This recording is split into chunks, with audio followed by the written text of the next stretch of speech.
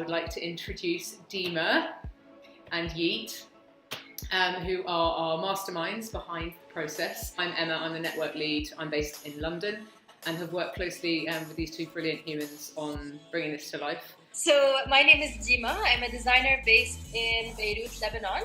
I work in social design and service design. One of the things that I do best is just go around and just imagine shapes and colors and how they can be reused. So part of our inspiration for this project was basically reusing some of the shapes and illustrations that I work with, and then putting them out in the world and creating this toolkit for everybody to use and reuse and reimagine. So that was our inspiration.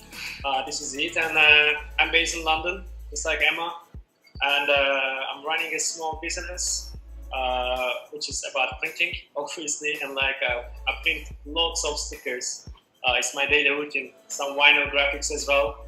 I mean, from smallest things that we have in these projects to very big scale of stuff that you see in the retail windows. So this thing was actually a good chance for me to do something fun with my own business and with the people I already know and I already love a lot.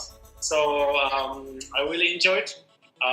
And Dima is an amazing person behind this thing. It was quite challenging printing these things, cutting them, and then reading them. I mean, I don't do the cutting one by one, but after the cutting process, there is hours of reading process, which you actually separate all the stickers from the background color, so you have individual stickers at the end, so people can use them easily. So that's why I really appreciate that you guys give me the chance to involve in this project. It was really a pleasure to play with Dima's shapes. Playful elements. Let's play. Yeah. Do you know what? I think it brings us kind of nicely on to why we did it in the first place, because across all the brand projects that we run in the Sense Network, and even peer-to-peer projects, when people are requesting feedback, there's normally something concrete that you want out the end of it, and yes, you play within that process, but the fascinating thing for me was taking something as simple as like this, but the reinterpretation of that with people's different brains I just find completely fascinating, because not only do you have your imagination at play, but you also have your discipline at your disposal. So I think the way that we called it a toolkit was quite a nice reflection on that. Plus, I love the idea that we collaborated before the collaboration even started.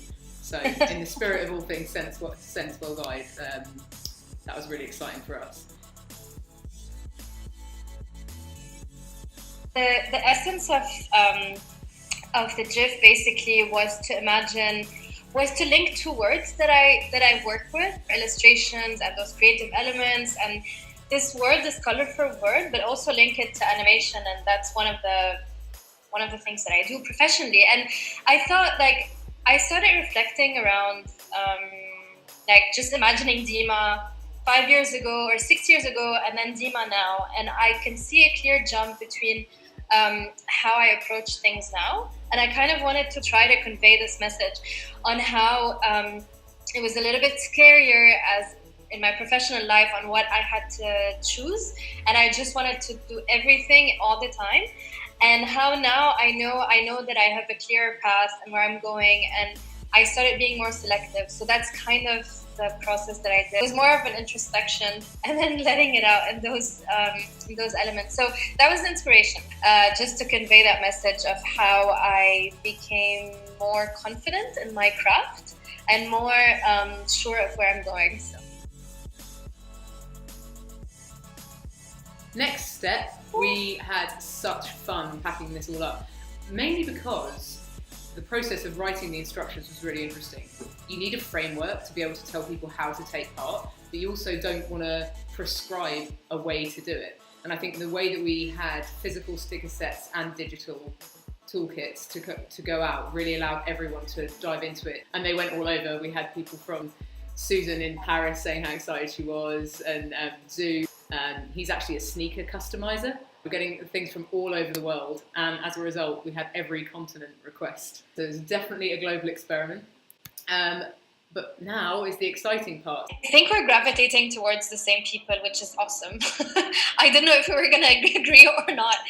The fact that everyone loves that is clearly a well-deserved winner. I love the fact that it was so hard to choose the runners-up. I know. My absolute winner is, without any doubt, Erin. I personally love these. I love the diversity of it as well.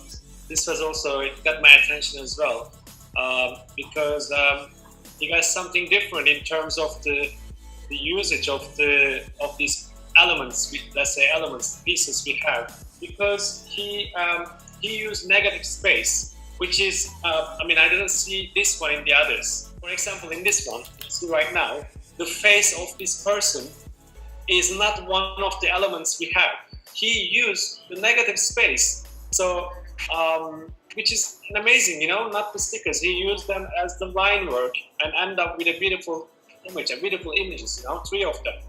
So Aaron's stuff is brilliant. I really love it. Yeah, I really like the points that you made, Yiğit, because I agree with a lot of them. And you're right. Even in this one is one of my absolute favorites. But this when I saw it online, this was like, I was so happy with it. Even the first one, the first one, negative space usage, in the highest level. This one, it's mind blowing. And then it's just about choosing, because I also like that some elements were chosen and others weren't, to be able to do what we what was intended. And the third one as well was, you're right, because the cubist days, we can look at the face from this side, but we can also look at it as a profile.